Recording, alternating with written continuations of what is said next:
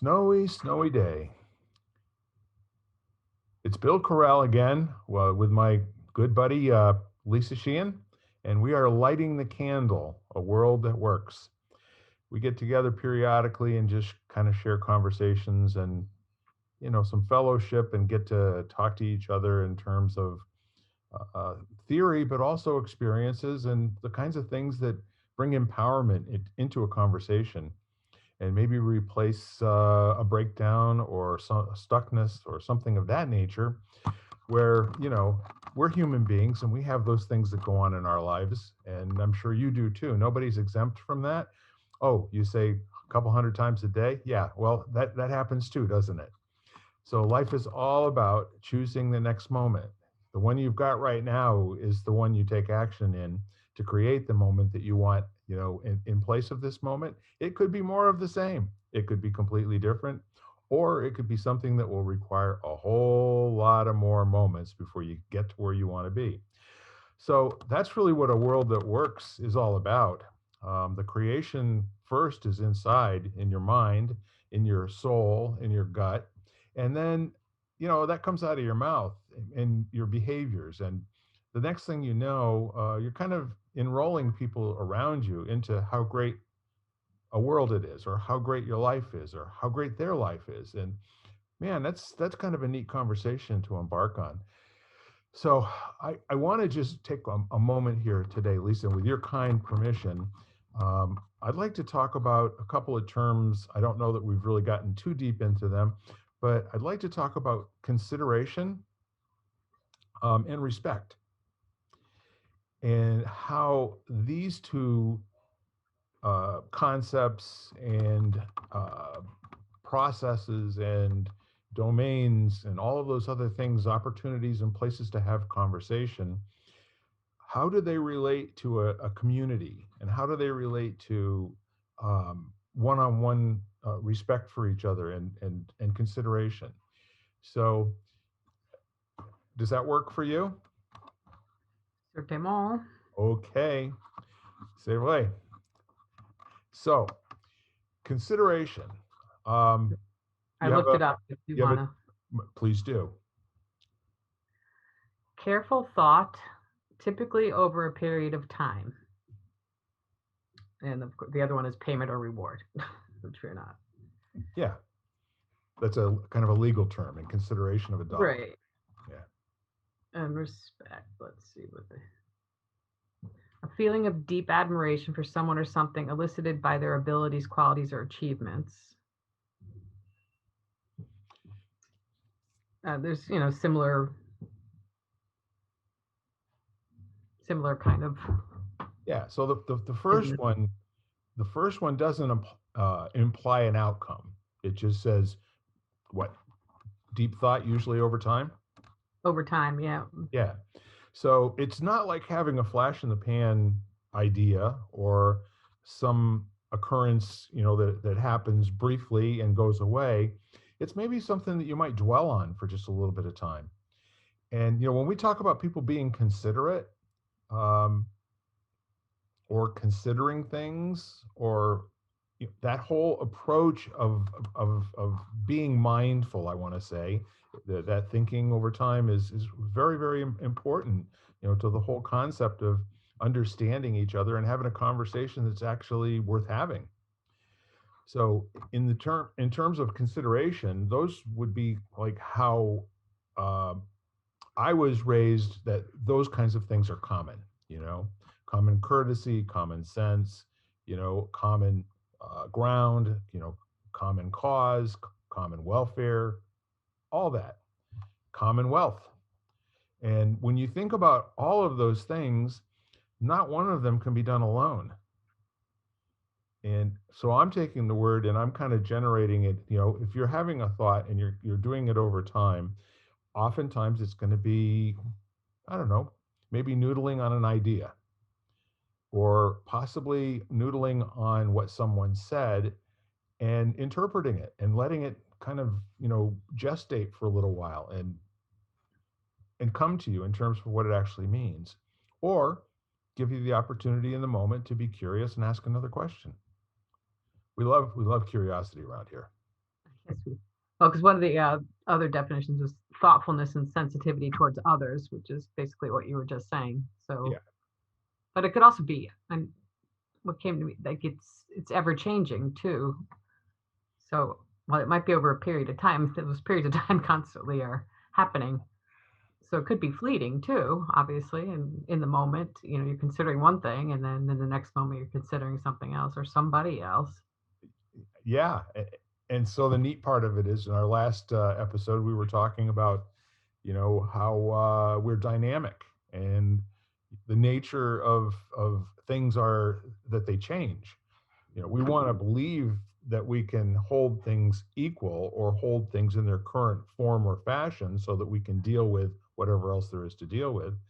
But at the same time, we always have those conversations about being human beings and not human doings. But even more so, I think we're human changings. That so while you're suggesting that consideration is probably a process that from the beginning to the end, the two are where you are in that thought process is kind of unrecognizable to the other one, right? Where you started and where you finished. So if there's that kind of energy that goes into the thinking about something over time, then it actually is a process of learning, I would say. I'm thinking that, yeah, that it's obviously an ongoing process to be considering anything, any person. Um, and so mindfulness does come to mind as well. No play on words there.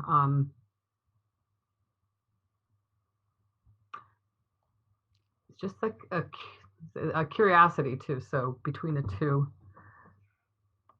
consideration, I can see my mind is hopping and not. I think you're being considerate right at the moment. You are definitely That's true. considering I'm consideration. considering consideration. Um, because every moment you are considering something. It doesn't matter what it is, but it's an active part of your life, like in every given moment of your day, and probably night too. Yeah. As your dreams start considering things that you didn't pay attention to consciously during the day.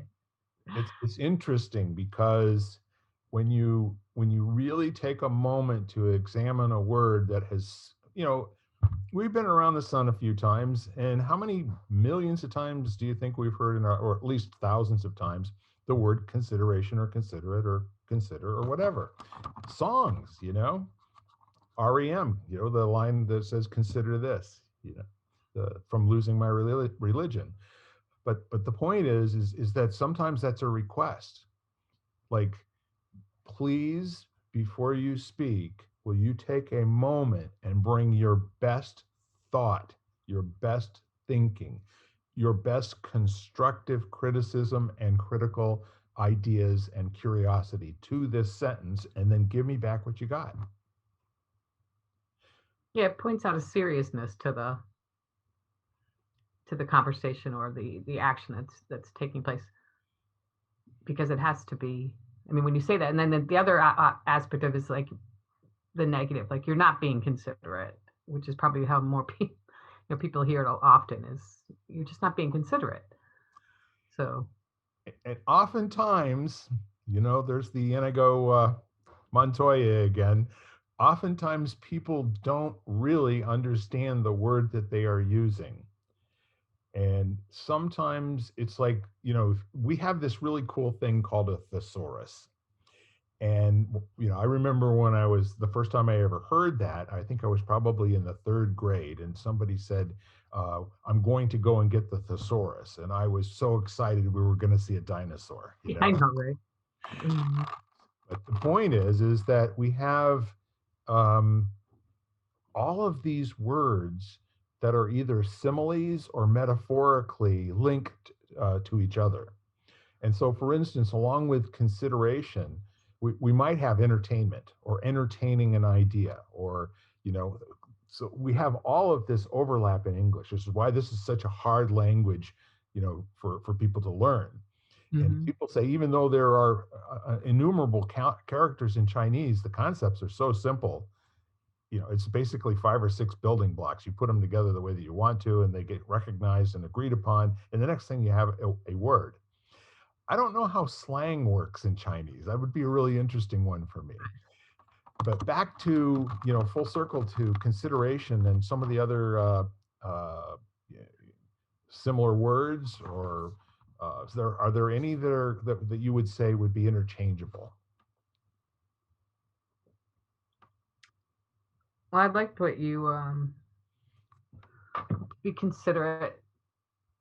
You said some of them already. I mean, to be kind, depending on the how you're using the word, to be kind, which is, I mean, most of us think the best way to be in all situations. So you should be kind and considerate in all situations. Sure. Thoughtful. Um, How about empathetic? Sympathetic. They may be. Um,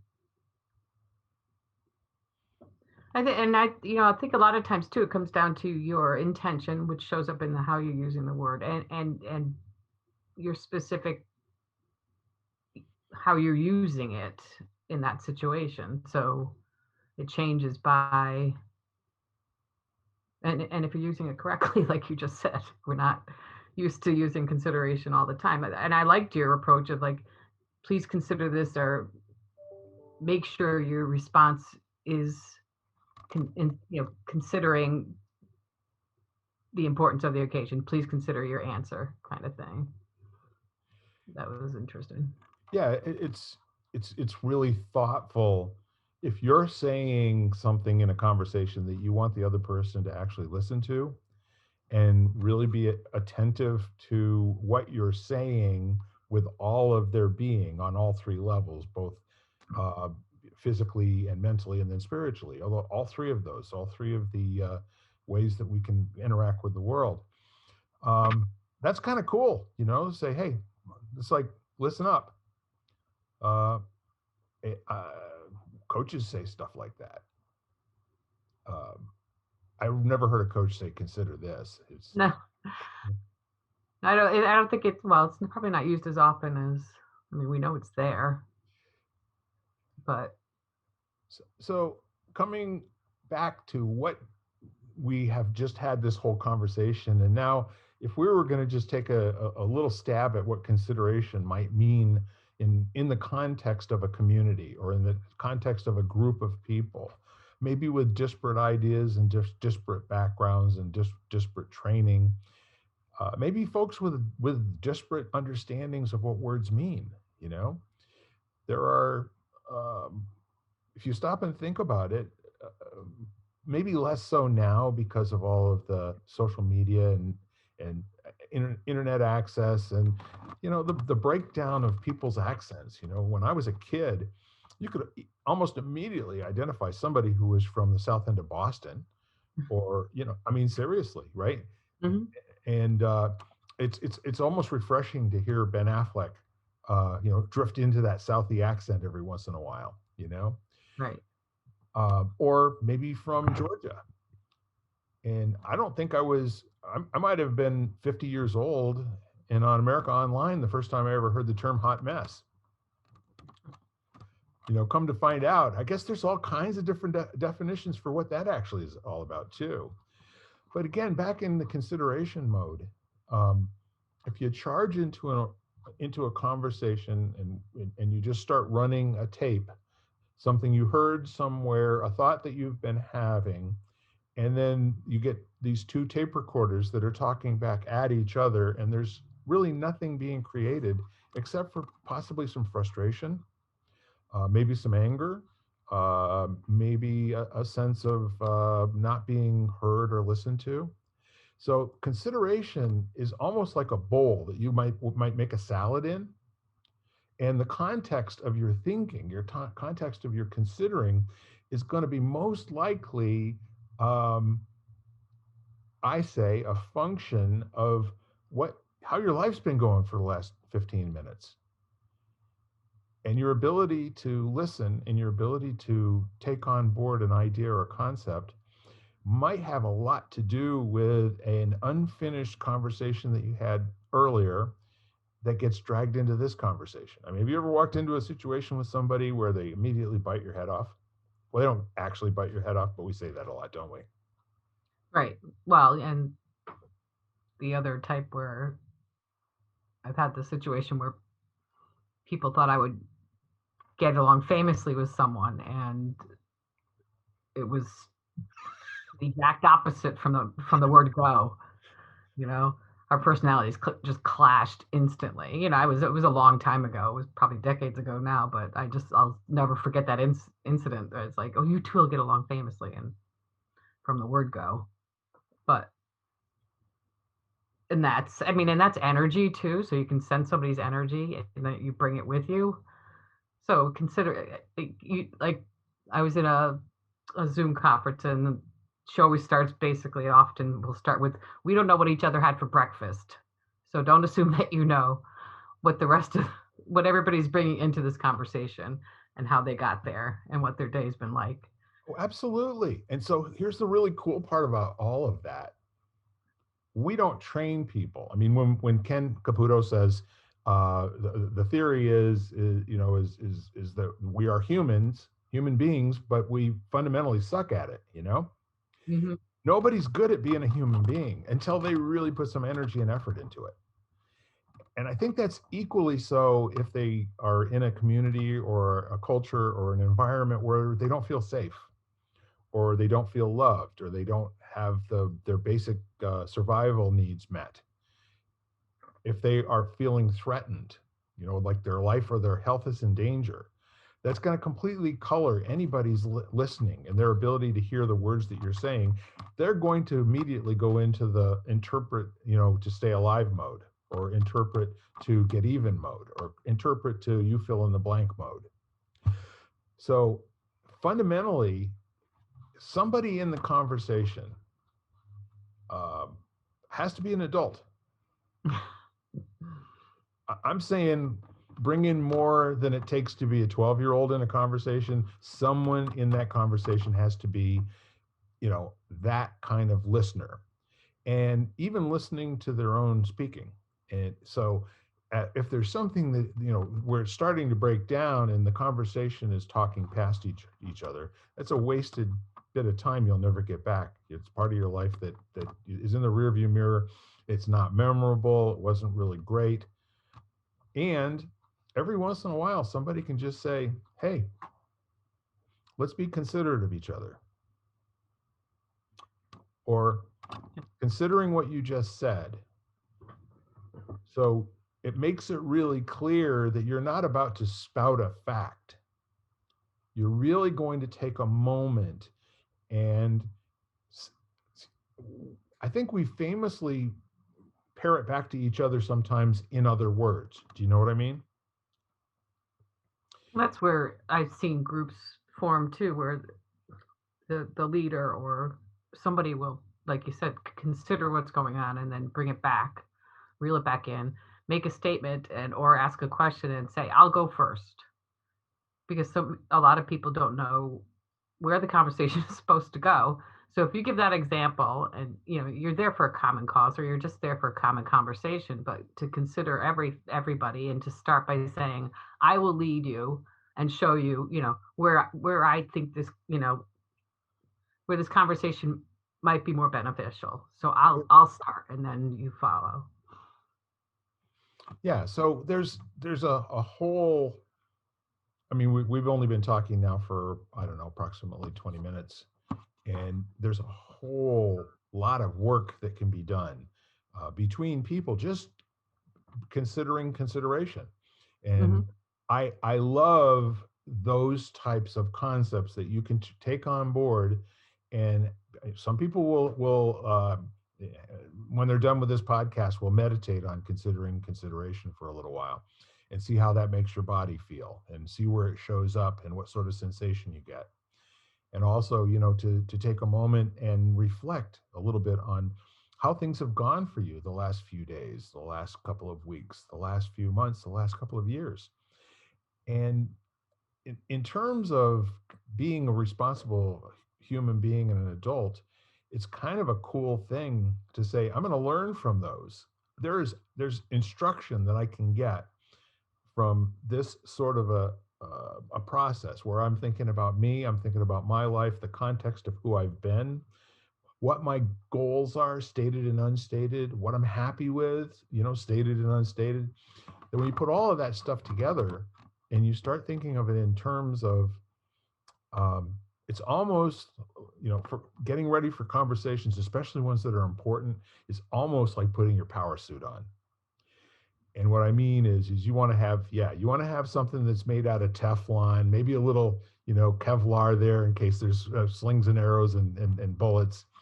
But seriously, you want to take a minute or two and kind of condition your own mind and be open to whatever may come, so that it's not going to create a thrown situation where all you're doing now is emotionally reacting to something. Now, I don't know if you got a thought about that. It looks to me like there's light bulbs going off over your head, Lisa. Oh, well, only because I get these funny thoughts in my head because not that long ago I played Mrs. Incredible at Halloween, so I Nice. did the power stance because that's the only way that unitard looked well. Good for you. Good for you. So have you had the power stance training? No, you know what, I haven't had, not specifically. I know I've seen it in places where you use it because it works. I mean, it has some sort of. It's a really wonderful thing to teach children. There are two, and as I understand it, the way I saw it modeled in a TED talk was to stand in these one of two poses for 2 full minutes. Oh, And what they found was, and the two, we'll describe the poses first. The first one is with your feet parallel to each other, probably about 1.5 feet apart, and then with your shoulders back and your hands made into fists going into your hips, with your chest out, like I am Mitor, or it's a Superman pose, kind of. yeah, exactly. So that's one. And then the other one is the victory with your arms up in the air without jumping up and down, and just hold that pose for 2 minutes. So that's exactly what I'm talking about in terms of getting ready for a conversation. And what difference do um, psychologists say that little bit of work uh, makes?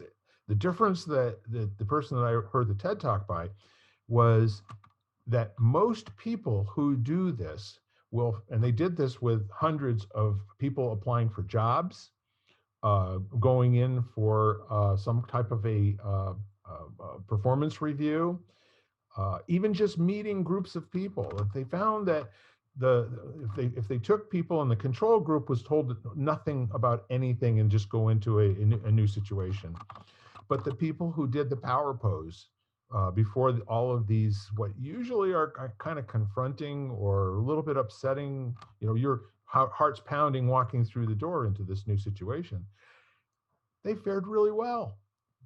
And the people that interviewed them that didn't know the difference between the different people described the people that they really liked as positive attitude, outgoing, easy to be with, very smart.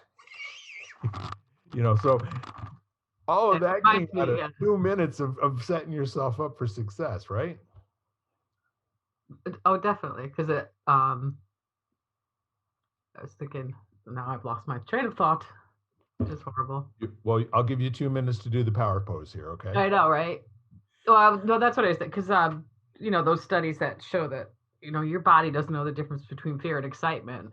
So if you're going to a situation that actually makes you feel nervous or scared, and so if you do the power pose, it turns it into sort of excitement, and then that can translate into being a happier, more confident person wherever into the situation. And like, I can't wait to meet these people now because I have Here the I am.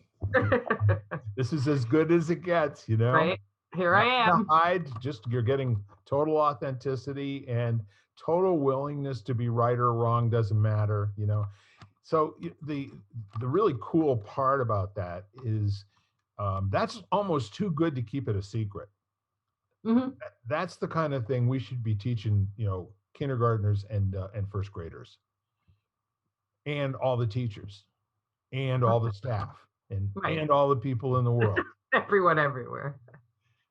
Well, The whole world doing a power pose. no doubt about it. So, considering power posing for a moment, each one of these things that we do are kind of like, the lever to the world.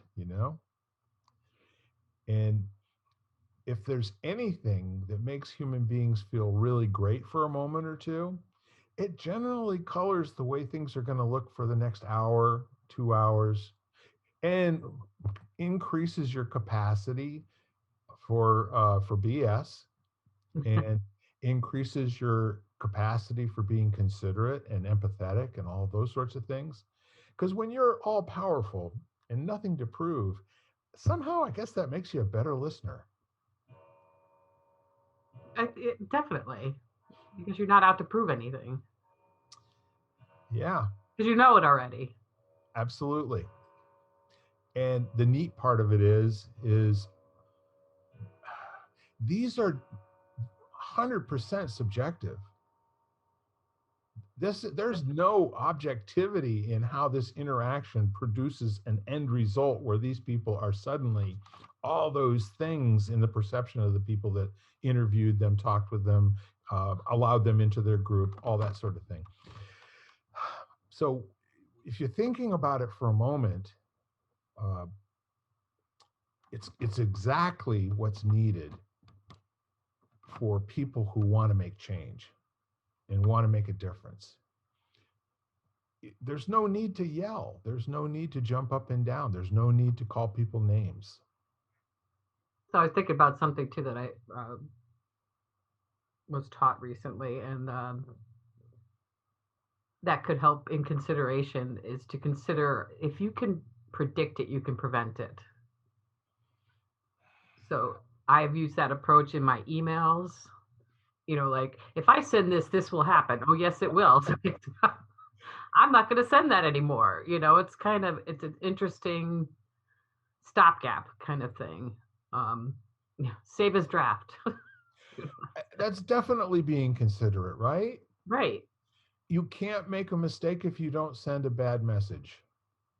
right, I mean, sometimes a bad message is what is called for, but for the most part, you want to make sure it's a message that gets received. right. Or if it's an action that you do or don't do, and the consequence of either one, basically. I mean, like if you can predict it, you can prevent it. So I mean, I think that's a great live by kind of consideration thing.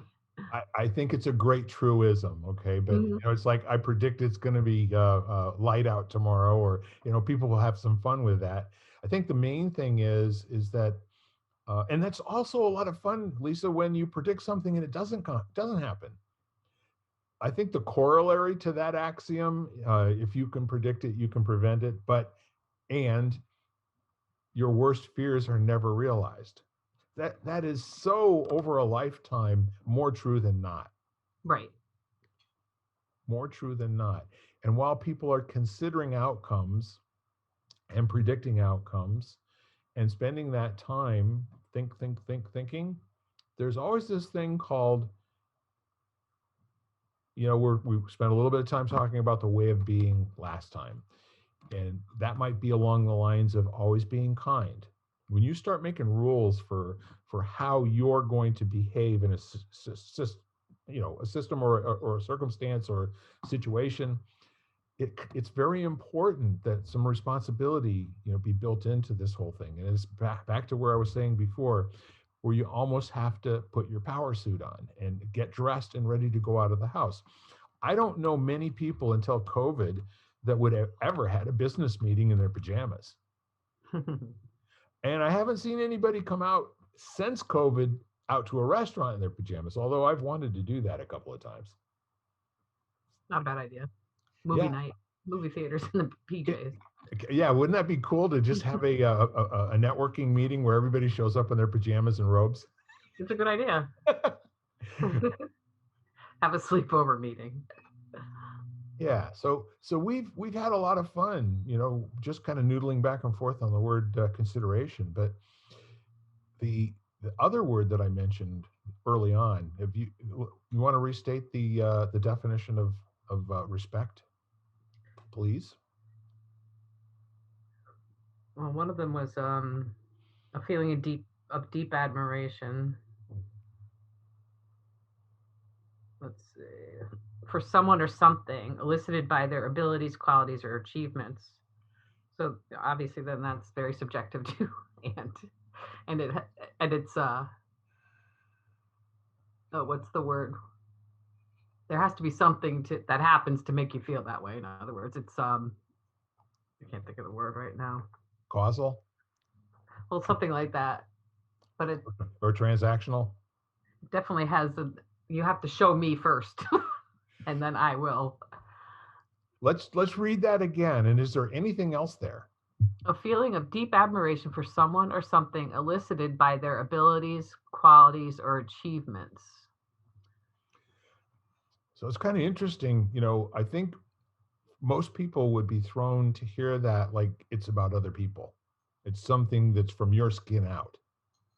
But how about the person that you have this admiration for is yourself? That over time, you've been a good doobie, uh, people just plain like you. And, quite frankly, you could be counted on to be consistent. And I got to tell you, I think I got trained in my early 20s by a man who basically said, "You'll do okay with people if you're just consistent, Bill. If you're going to be a prick, but be consistent at it and also be, yeah, also be empathetic. People will take a longer time to take a shine to you if you're not, nice. However, there are a lot of really successful pricks in the world. So I've taken that to heart, and over time, I've decided that it's probably easier for me to be a nice guy than it is to be one of those things. And I'm not necessarily going to be looking for the opportunity to interact with somebody where they're intentionally being dominating, if you will. So the whole idea of respect sounds like it's something that is earned over time, like there's a score being kept. And you remember that old saying, where a thousand attaboys, you get to be a leader of men and all this, but one aw shit sets you back to zero again, right? So where does respect go if there's a breach of respect? And is respect something that is um, unilateral? It only exists in one place, like my respect for you, but you may not respect me. I'm not sure that that's how it works. I think I when we were talking about respect for yourself, because I was thinking the same thing about the word consideration. Like you should be considerate towards yourself as well. So, and Agreed. that's not always what people do. Um, if if respect, well, I mean, you hear it often in relationships. Like you lost respect. That I just don't respect you anymore, and that's hard to gain back once you lose it. So I think the possibility is always there to have that respect until you. It's almost like it's always there until you prove otherwise to someone. I mean, that's my, like it that level is always offered to you until you screw it up or somebody else screws it up. You know what I mean? Yeah. So it's interesting. All of all the traps and landmines that we build into our culture, like, why is it that once you've lost respect, you can't get it back ever? I think some people would say that's nonsense. It has to do with this whole notion of forgiving people. And I know that there are some people who say, I've got to be prepared for my next interaction with you because, quite frankly, I don't trust you. I don't respect you. I don't want to be treated the way that you treat me. And that's the conversation and where it stays. There's no possibility. The conversation that's basically starts off with, how are you doing today?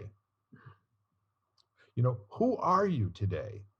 No, no, no. You can't erase the last 40, 50 years. We're going back to 1978 with that thing that you wrote down and you published it in a paper that you did. And come on, man. No, yeah, that's certainly not living in the moment, but You know what? Idiots try to go back and defend what they wrote when they were in college, and a paper that they wrote at that time about whatever silly thing it was, as opposed to, I've changed my mind. like imagine now too with I mean, at least with social media, I mean, how much harder it's going to be because it'll be there at the tips of your your fingertips forever. And I'm the first one to tell you, I just don't have a good enough memory. So you can fact check anything that I say, and I could be right or I could be wrong, but that's not what this conversation is about. No, This isn't like, let's go and find the chink in the armor that tears the whole suit apart, and now there's no defense.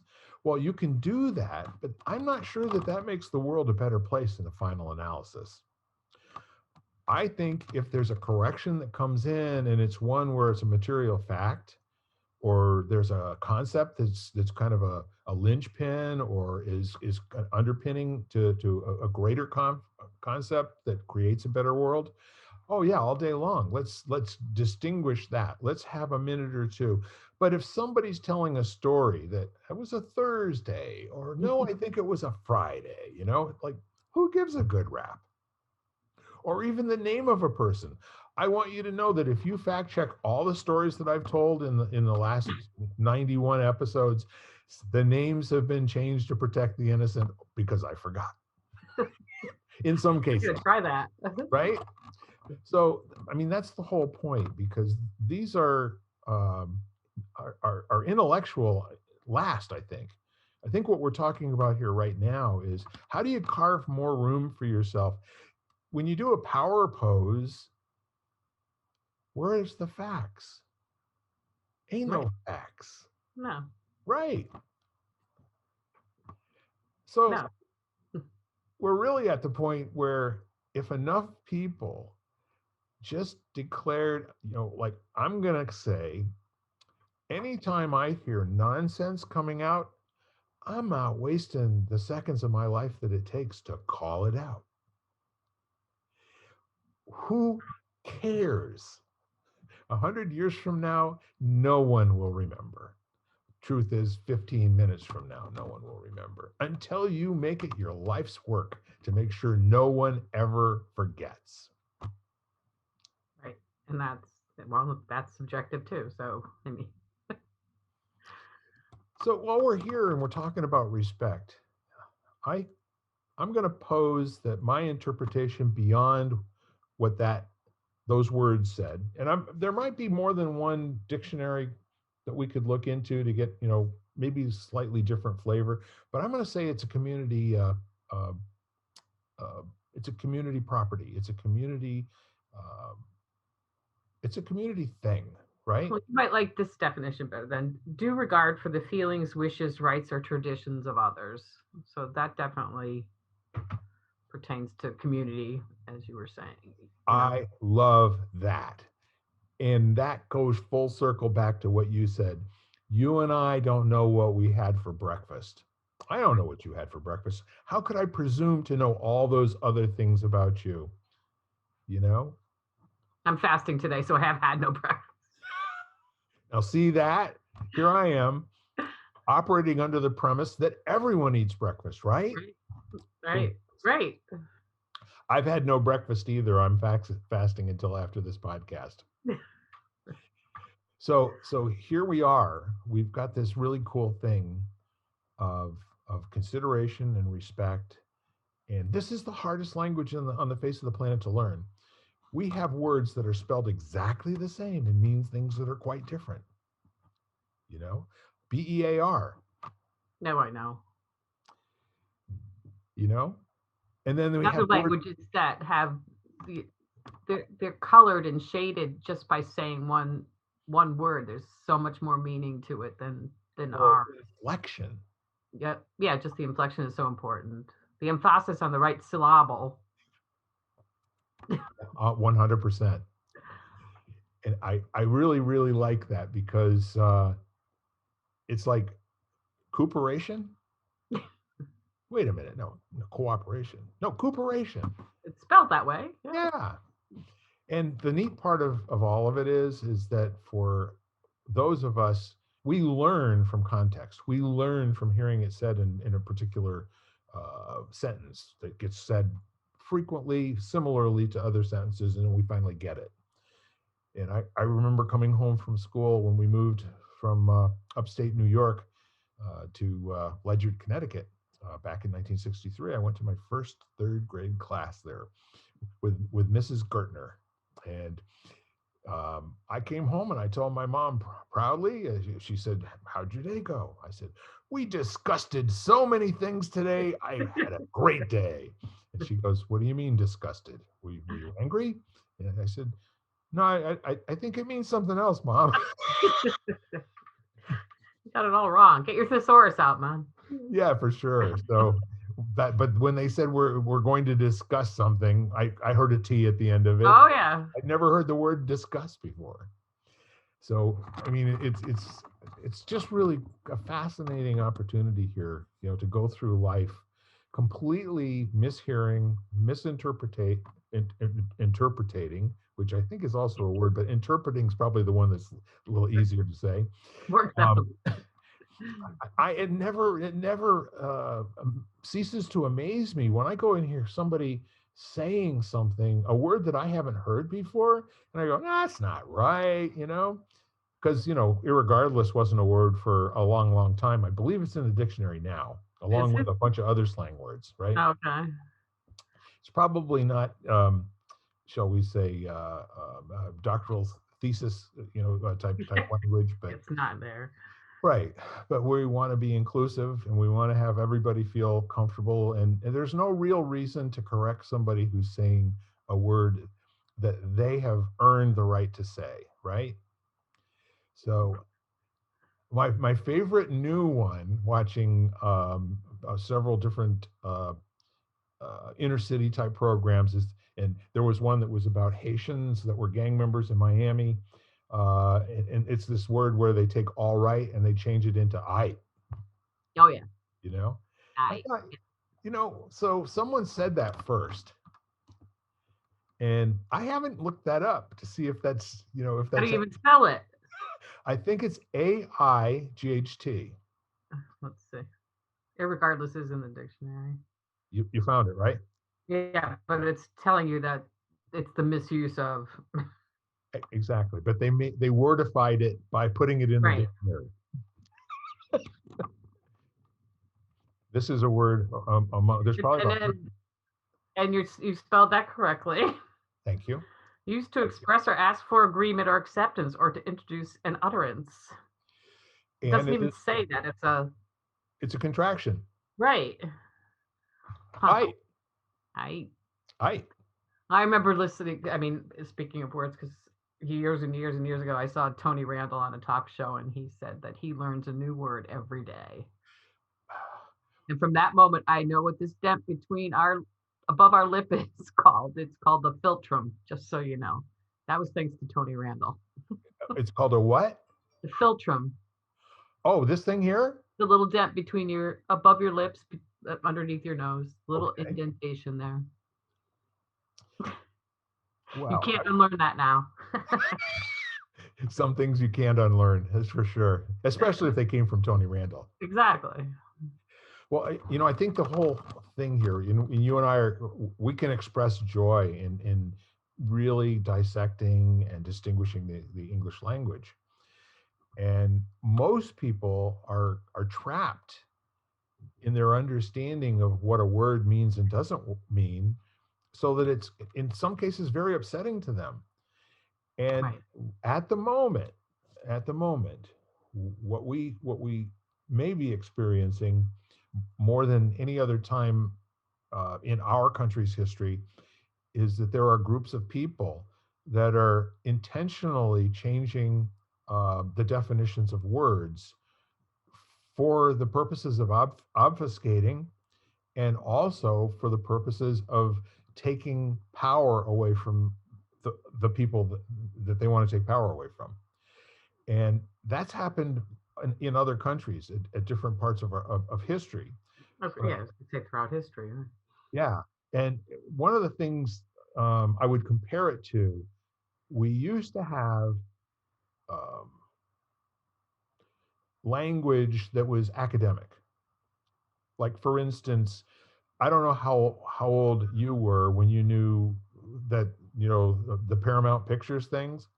When somebody said, "Well, it's really Paramount," but, well, like, that's important, right? Or tantamount, or some of the other 50-cent words that people would toss out into conversations at cocktail parties so that they would sound elite. It stood out like a sore thumb. Well, it's happening now, but they're changing the meaning of words and the context such that it's upsetting for many people. And the neat part of it is that we did a whole episode on gaslighting, but the neat part of it is they'll say, "No, we're not doing that. You just don't, Which you is just don't, gaslighting. you just don't understand. We're not doing that. Which is gaslighting. You just don't understand." And that can leave people in a state of complete disempowerment. Mm-hmm. When you are, I mean, the whole idea of mentally dominating somebody else is when you get somebody and you can get a large group of people to doubt themselves Yeah. and to question, what their motives are as a human being, and to be self-destructive and self-loathing. They're completely off the playing field. Mm-hmm. They're no longer, part of the consideration. However, that is in my opinion, that is the definition of a dysfunctional culture, where one group has to do that to another group in order to forward what their desires are. And I think that's what we were talking about when I was a kid, that no matter who you're with, always be respectful. You treat people the way you'd like to be treated, and never, ever, ever intentionally do harm to another person. I don't know. Are there some other ones that you were taught? Well, first, do no harm is something I think is, applies to almost everybody. It's the Hippocratic Oath, right? Right. Which it wasn't designed for doctors either, which, For human beings. yeah. So, I mean, I think that's ultimately, love one another, treat each other, I mean, any of the commandments, you Yeah. know, come to mind. Yeah. Basically, don't kill each other, I mean, That was pretty or, early low level programming. I agree. Yes. love each other as yourself. All the rest of them are commentary, basically. So see rule one kind of thing, see. Exactly.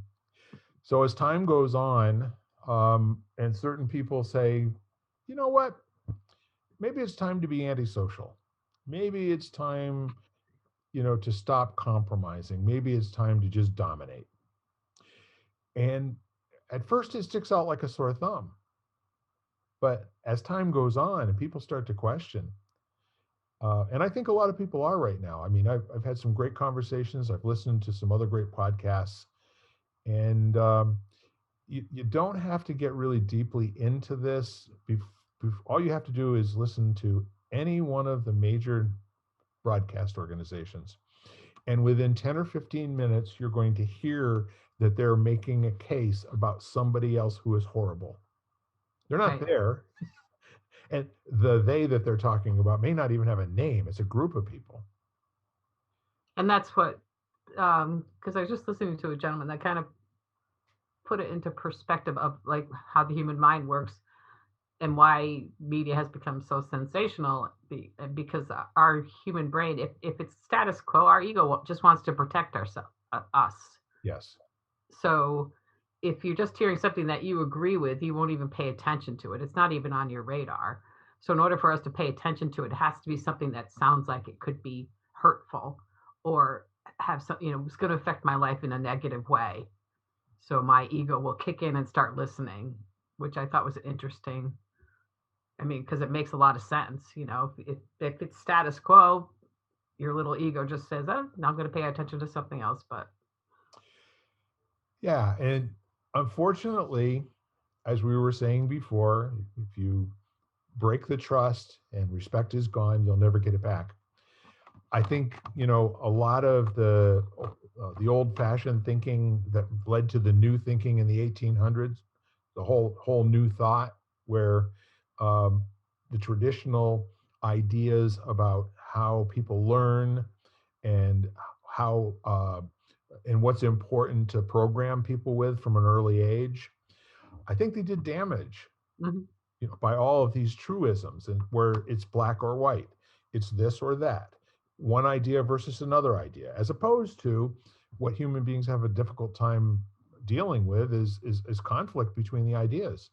Well, now hang on. There may not be conflict, but when you go to a Chinese restaurant and you order a bowl of hot and sour soup, and you do that for like 21 days in a row, by the time you get to the 12th or the 13th day, you're going to start noticing what's different from what you've had before.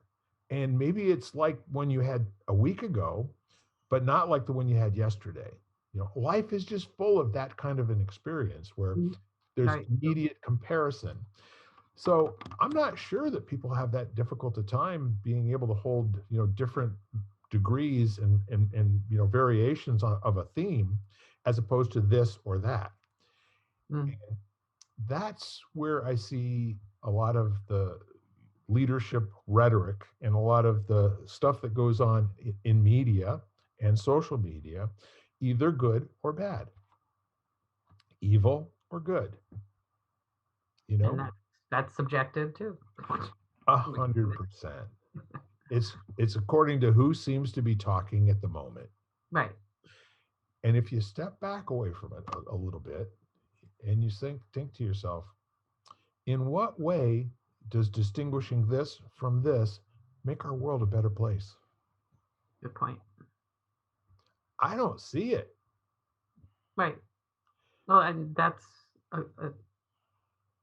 that's giving consideration to looking at both sides and seeing that one and one is not making two here. Right.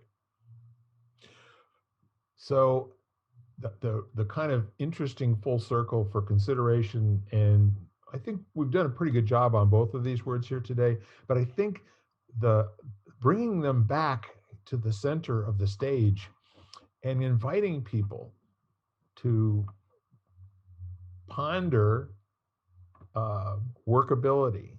Um, not the definition that you have of a word that doesn't work for you. If you argue for the definition of a word that doesn't work for you, all you get to keep is that that word doesn't work for you. However, if you put the energy and the effort and you build the muscle with understanding how that word works for other people, I could see myself, saying, "I time." It actually gives me goosebumps when I say that. It's a great word. And if I wanted to take a moment and really think about, I'm fortunate. Did you take a foreign language in school? Oh yeah, not that it helped any, but or he's a Spanish, or you're a French, or you're a German. So you have an appreciation for how the same word can be spelled many different ways. Oh yes. I do too, and I really loved it. I took French from 7th grade to 12th grade, so for 5 years, 6 years, whatever that is. I'm pulling your leg. Of course, I was an altar boy, and when I was an altar boy, the mass was in Latin. Hmm.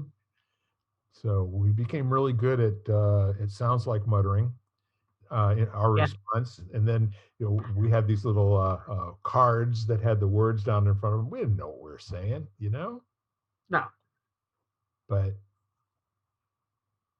so bringing words back to the center of the stage in whatever way that it makes sense. And I invite people. I love listening to linguists. Are you familiar with a man named John McWhorter? No. I invite you to take a look at him. How are you spelling it? I believe it's McWhorter. That's a word. That's a name. So he's one of the people I have a lot of respect for. I could see myself really doing the work to become a professor of linguistics, simply because I think it makes the world a better place to have somebody around every once in a while that can basically say, no, time out, Yeah, wait a minute. Yeah. time out. I can hear where both of you guys are right. And what if we were able to step back from a situation? Like, let's take the Civil War, for example, right? Do you think for a moment that anybody got up from their kitchen table and went and put a uniform on and went out into the weeds and the woods and all that stuff and tried to shoot at other people because they knew they were wrong? They knew they were right. Right. Oh, yeah. So you have to have some respect for that. And you have to have some respect for anybody that goes out of their way to make a change and a difference in the world, even if that difference isn't good for people. You really have to understand, what was going on in Europe and what was going on in China and what was going on in Russia, what was going on in Brazil, what was going on in Spain, what was going on in the United States. These were not good and evil people. The outcomes and their acts may have been evil. However, being right versus being right gives you conflict if there's no agreement. And we need to know that. I mean, what happened from a historical standpoint is far less important. That this battle took place on this date and was in this location and had this number of people and 1066 and 1492 and all those important dates. Not that important. What do they mean? Was there a lesson to be learned from it? Is there a lesson to be learned by studying it in detail and reading all of the good, the bad, and the ugly? I think there is. I think the more you are able to put yourself in the shoes of the people that were in that place at that time, even if it's at your office last week, studying that history for a moment and trying to figure out, well, let me just take a moment here and let me just make that person right. If I were them, what would cause me to put that kind of energy into a conversation that does not work? Right. No. And, and that's empathy beyond just getting the feelings straight. That's, could I argue for their behavior in any way, shape, or form if I set my own ideas about what didn't work about it aside? And I think there's power in that. I think there's a lot of power in that. It's empathy and a power pose. I think it's all of those and a bag of chips. Yeah.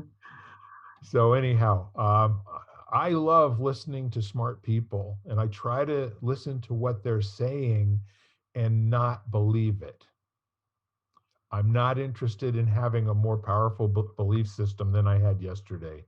I'm more interested in having better questions than I had yesterday. And the powerful will often, I mean, the smart, powerful people are smart, will tell you, don't believe a word I say or don't follow me. The best leaders or best gurus or whatever, however you want to call them, thought thinkers, thought leaders. Don't follow me, follow yourself. Agreed. Yeah. I'm not going to be there when you're in that moment where you have to make a decision. Right. Right. You got to lead yourself. And so that's the muscle that you want to build in life.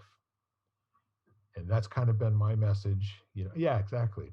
When all else fails, just stop and do the power pose for 2 minutes. That's everybody's instruction for the day, what they have to do. That's the takeaway. And that's no extra charge, folks. You get Yeah. that one for free. Do it every day, not just today. Yes, absolutely.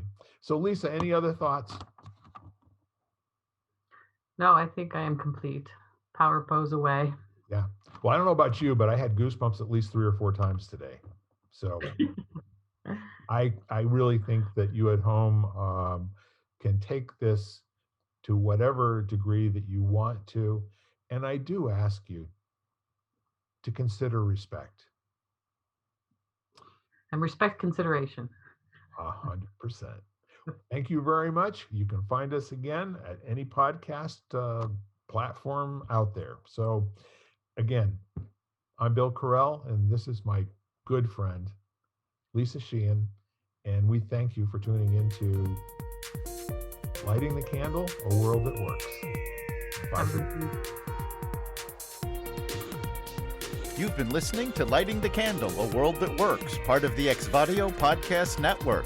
You can catch us each week, as well as the rest of the network, at exvadio.com/podcasts, as well as the Apple Podcasts app, Google Podcasts, Spotify, iHeartRadio, Stitcher, Audible, Amazon Music, and wherever you find podcasts.